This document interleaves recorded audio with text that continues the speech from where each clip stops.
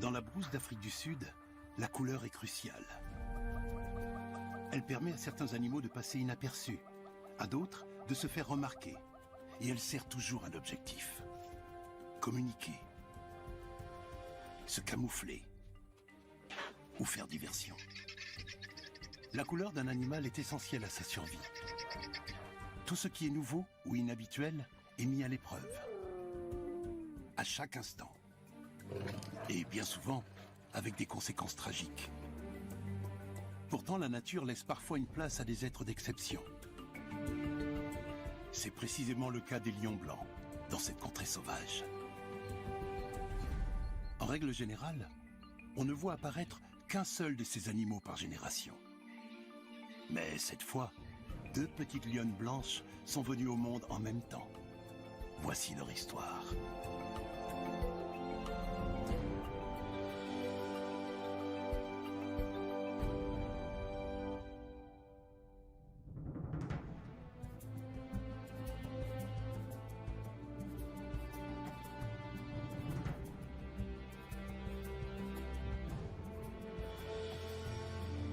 Le parc national Kruger est la plus grande zone protégée d'Afrique du Sud et constitue un véritable paradis pour la faune sauvage.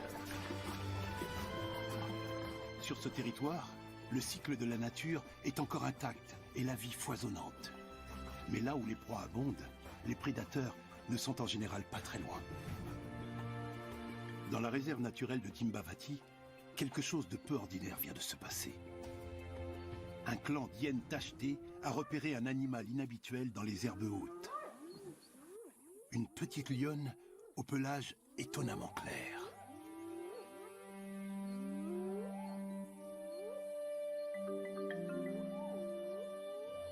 Elle n'a que 4 mois, mais la rude vie sauvage l'a déjà bien éprouvée. Elle semble exténuée. Pour les hyènes, elle constitue une proie facile. Les prédatrices n'ont toutefois pas encore repéré sa mère, dotée d'un meilleur camouflage et cachée derrière les buissons.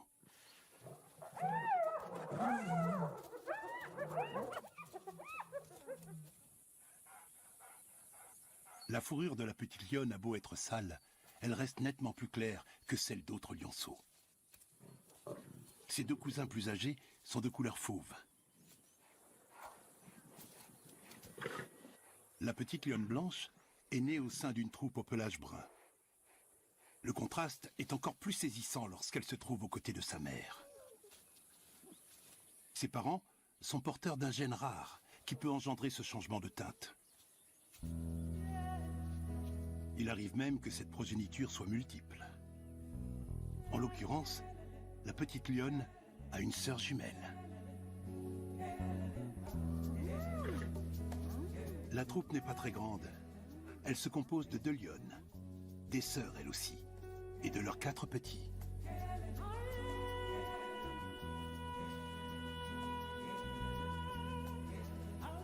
Des liens forts unissent cette famille. Les gardes du parc ont baptisé la première petite lionne Nkani, petite combattante. Et ils ont donné à sa sœur le nom de Shinga, petite chasseuse. Elles ont toutes les 2 l'esprit bagarreur et se mesurent même à leurs cousins plus âgés. Les lionceaux mâles ont beau être plus forts, les petites femelles blanches n'en restent pas moins pugnaces.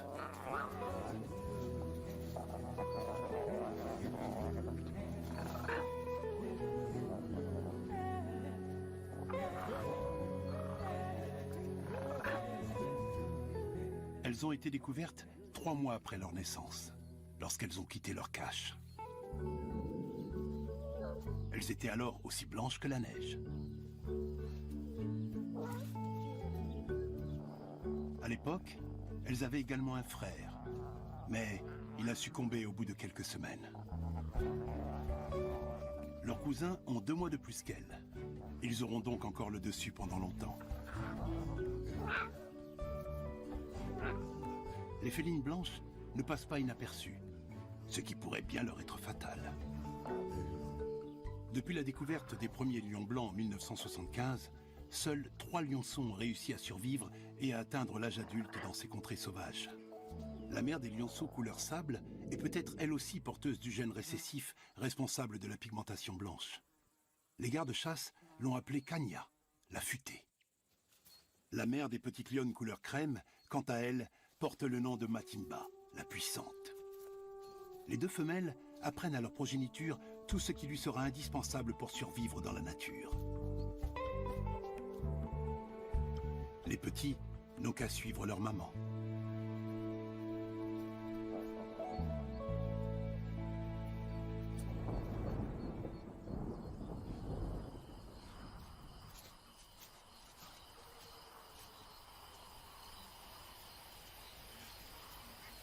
En octobre, l'hiver aride cède la place aux tempêtes orageuses du printemps. La pluie a nettoyé le pelage des petites lionnes, redevenues d'un blanc éclatant. Nkani et Shinga ne sont pas atteintes d'albinisme. La teinte de leur robe est due à une mutation génétique héritée de leurs parents. Cette absence de pigments porte le nom de leucisme. Mis à part leur couleur, les jeunes femelles ne diffèrent en rien des autres lionceaux. Comme eux, elles sont impatientes de découvrir le monde.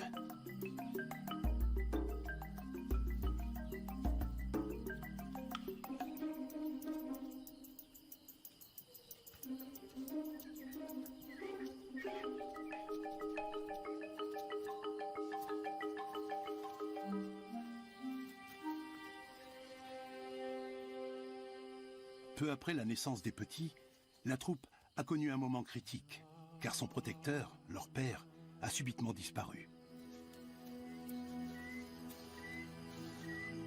Peut-être a-t-il été victime d'un rival.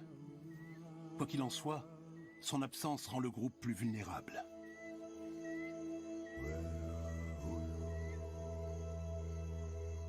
Sans père pour les protéger, les lionceaux courent de graves dangers.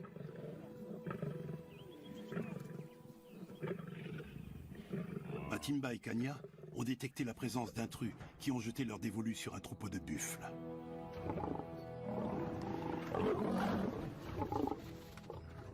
Un bufflon est déjà étendu au sol.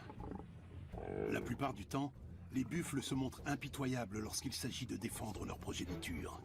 Mais ce lion ne se laisse pas impressionner. Il peut encore compter sur ses deux frères pour protéger ses arrières.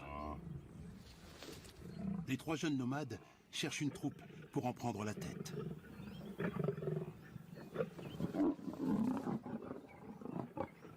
Ils sont dans la force de l'âge. Même un troupeau entier de buffles ne peut les arrêter, malgré une farouche résistance.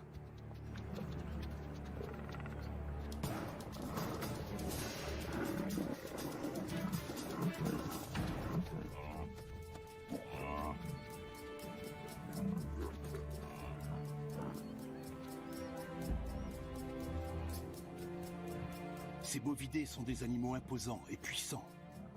Ils peuvent se risquer à affronter un lion.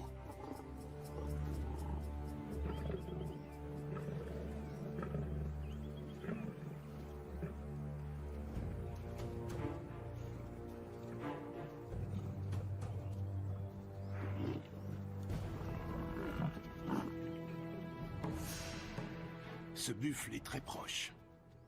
Mais les lions se débarrassent de l'importun.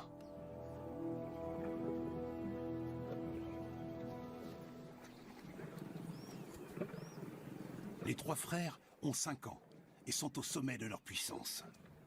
Ils forment un trio invincible et sont prêts pour avoir leur propre troupe et leur propre territoire. Les buffles se rapprochent une nouvelle fois.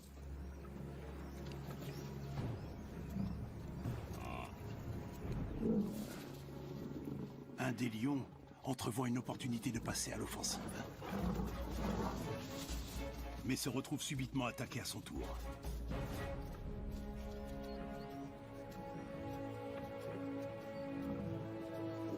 La mère du bufflon ne peut se résoudre à abandonner son petit. Elle essaie désespérément de le remettre sur pied.